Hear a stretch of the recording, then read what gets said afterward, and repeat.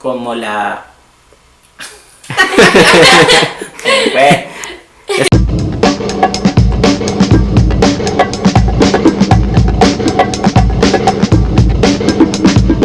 Hola, ¿qué tal? Bienvenidos a este nuevo espacio entre científicos.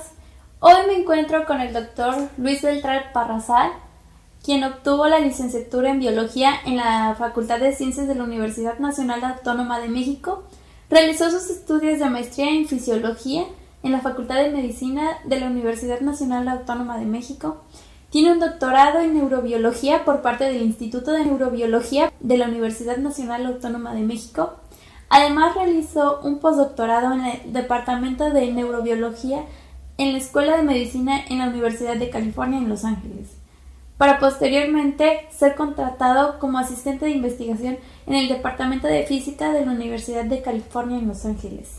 Desde el 2010, el Dr. Beltrán es investigador de tiempo completo al nivel C en la Universidad Veracruzana, en el Centro de Investigaciones Cerebrales. Es miembro del Sistema Nacional de Investigadores, SNI Nivel 2, y miembro de la Academia Mexicana de Ciencias. Tiene más de 50 trabajos publicados en revistas internacionales y nacionales, los cuales han sido citados más de 600 veces. Se especializa en el estudio de la excitabilidad de las células del sistema nervioso y su relación con las enfermedades neurológicas como el Parkinson, ataxia espinocerebral, epilepsia y enfermedad de Meniere, entre otras. Muchas gracias por la invitación. Espero que sea un excelente programa. La primera pregunta: ¿qué enfermedades se consideran como neurodegenerativas? Es una excelente pregunta. Las enfermedades neurodegenerativas siempre están relacionadas, por lo regular, con la muerte de las neuronas, pero una muerte no súbita, no es como en un accidente en donde uno tiene un accidente y se mueren mucho del tejido, neuronas o músculo o lo que fuera, ¿no? Sino más bien son las enfermedades en donde las neuronas poco a poco van muriendo, y de diferentes lugares, dependiendo de qué tan lábiles sean, o sea, qué tan sensibles sean a los tóxicos que hay en el ambiente, o también en el sistema nervioso periférico, que también ahí es donde mueren muchas de las neuronas. En resumen, enfermedades neurodegenerativas tienen que ver con neuronas que mueren poco a poco. A la larga van a provocar que no haya una función, una conducta, o que ya uno ya no pueda sentir, o que uno ya no pueda sentirse incluso feliz, cambie de humor, o ya no pueda pensar o memorizar. ¿Qué herramientas existen para el estudio de enfermedades neurodegenerativas? Bueno, existen diferentes abordajes. Yo podría decir que básicamente existen 3 o 4 principales, más bien. Uno que es bioquímico, otro que es de biología molecular, otro que tiene que ver con la electrofisiología, y uno más reciente que tiene que ver con las imágenes del cerebro. Entonces, en el primero, en el bioquímico, pues se tratan de buscar metabolitos en la sangre, sustancia tóxica en la sangre que pueda ser correlacionada con una enfermedad neurodegenerativa. En el segundo, que es el de biología molecular, pues se tratan de detectar genes que estuvieron alterados, mutados, o que se están sobreexpresando, o que no se están expresando, y que se puedan correlacionar con las enfermedades neurodegenerativas, por supuesto. Con respecto a la electrofisiología, bueno, pues lo que ahí se ve es ver las alteraciones de los potenciales eléctricos que son generados en el cerebro y en el sistema nervioso periférico. Ahí se estudia si hay más excitabilidad o menos excitabilidad de las neuronas. Ese es otro abordaje que se da. Con respecto al más reciente, que es el de las imágenes, bueno, ahí lo que se trata de estudiar en el cerebro es cómo este está más activo o menos activo a través del consumo de oxígeno. Entonces lo que uno ve es, en realidad, en las imágenes cerebrales, que siempre aparecen con muchos colores y pareciera muy interesante de las zonas que se activan y no se activan, pues es más bien el consumo que hay de oxígeno en ciertas áreas cerebrales. Y lo que ahí buscamos es ver si cuando se activan o se desactivan esas áreas están relacionadas con enfermedades o no. ¿Cuáles enfermedades neurodegenerativas son las más estudiadas en México? Yo diría que por tradición el Parkinson es una de las que ha sido más estudiadas. La enfermedad de Alzheimer, que ha sido muy estudiada también en México. La ataxia es otra de las enfermedades neurodegenerativas que ha sido muy estudiada. y más recientemente el Huntington.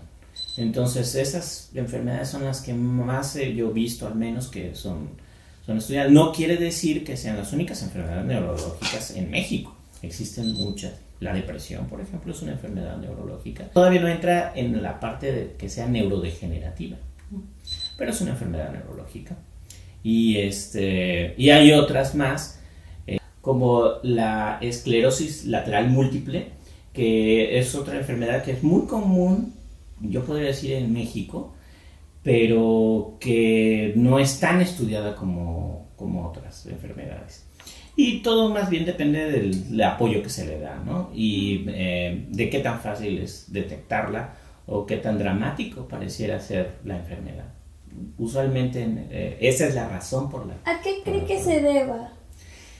Pues mucho por que no se han detectado, no hay pruebas tan fáciles para detectar ciertas enfermedades. Entonces, para unas es más evidente que para otras, y por esas razones que uno las empieza a estudiar. En otras enfermedades la degeneración es más difícil poderla detectar ya solamente cuando está muy, muy avanzada la enfermedad. Y las pruebas de detección son muy caras, esa es otra de las razones. Y los abordajes de investigación pues también pueden ser muy caros, dependiendo de qué tan accesible sea. Entonces uno pues tiende a estudiar más esas enfermedades, no porque sean menos o más importantes, sino simplemente por los recursos que existen para poderlo. ¿Cuáles enfermedades impactan mayormente en el estado de Veracruz? Una excelente pregunta. A mí me parece que es la ataxia espinocerebral tipo 7. Sin embargo, creo yo que existen muchas otras enfermedades neurológicas dentro del estado de Veracruz que no están siendo atendidas. Entonces, me preguntarás, ¿cuáles son esas? Bueno, pues el Parkinson es una de ellas. Pareciera que hay mucha gente con Parkinson aquí en la ciudad de Veracruz. Sin embargo, no he visto, pues, como es difícil de poderla detectar, diagnosticarla de una manera adecuada. Se requieren de neurólogos especializados en la materia, y de pruebas también que no se han hecho, por ejemplo, genéticas. No sabemos qué tipos de Parkinson son los que hay aquí, si son espontáneos o si son hereditarios, pero lo que sí sé es que hay mucha gente con ello. Entonces es algo que a mí me pone un foco rojo ahí. También hay gente que ahora, bueno, pues vivimos más tiempo, empieza a envejecer la población y cada vez vemos más Alzheimer. Y esa es otra cosa que es muy difícil de detectar. Es caro de hacerlo, de diagnosticarlo, pero definitivamente es otra de las enfermedades que pareciera ser más comunes. Yo considero que se requieren más estudios epidemiológicos para poder hacerlo. Aquí la epidemiología sería muy importante, pero también la detección. Y ese es un problema en el que el estado de Veracruz en general en el país no tenemos programas como para detectar las enfermedades neurológicas, y bueno, pues mucho menos para poder darle un seguimiento y tratarlas, ¿no? Entonces sí es muy importante empezar a detectarlas, dónde están esos focos, cuál es la prevalencia de esas enfermedades, para poder empezar a hacer programas dirigidos a tratarlas, por lo menos contenerlas. ¿Quiénes se encargan del estudio sobre las enfermedades neurodegenerativas? Principalmente los que hacen estudios sobre las enfermedades directamente son los neurólogos. Desafortunadamente en México hay poca gente de médicos neurólogos que se dediquen a hacer investigación. Existe el Instituto Nacional de Neurología, que es el principal lugar en donde se atienden este tipo de cosas. Definitivamente requiere mucho más presupuesto, por ejemplo, para estudiar las enfermedades, porque pues está centralizado. México es muy fuerte en esa parte. Hay mucha gente que se dedica a estudiar enfermedades neurodegenerativas en México, en diferentes universidades e institutos alrededor de la nación. Se requiere mucho dinero para poder hacerlo de una manera más agresiva, pero hay mucha gente capacitada que ha ido al extranjero, después de hacer su doctorado en México, que regresa aquí y que intenta poner una línea de investigación para tratar de ver cómo es el desarrollo de la enfermedad, cómo se puede curar. Y tiene que ver gente de físicos, tiene que ver bioquímicos, químicos, farmacólogos, biólogos, por supuesto, principalmente. Tiene que haber médicos, clínicos, neurólogos.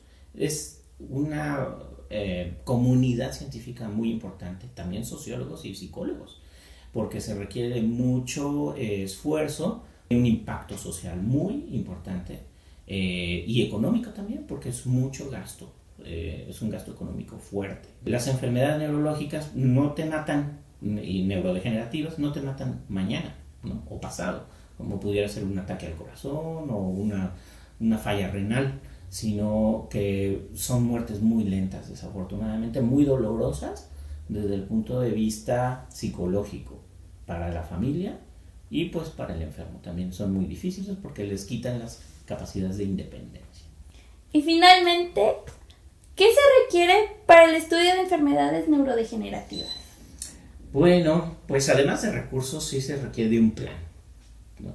O sea, definitivamente se requiere de un plan nacional, diría yo, una coordinación que nos permita ver cuáles son, y por eso es tan importante los estudios epidemiológicos, ¿no? O sea, saber exactamente qué tipo de enfermedades neurológicas son las más comunes, tratar de buscar cuáles son las etiologías, o sea, cuál es el origen de esas enfermedades, para después entonces formar un plan, decir, a ver, investigadores de ciencias básicas que quieran hacer Alzheimer, tienen que tratar de ver el problema desde este punto de vista nacional, no internacional, sino ahora nacional, ¿no?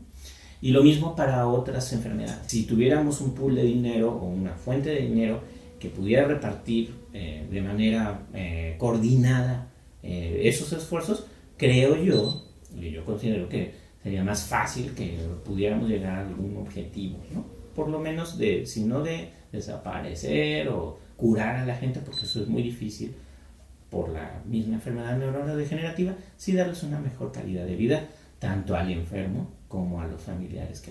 Perfecto, doctor. Muchísimas gracias por su tiempo. No, muchas gracias a ustedes por darme la oportunidad. Y bueno, pues que todo quede entre científicos, ¿no?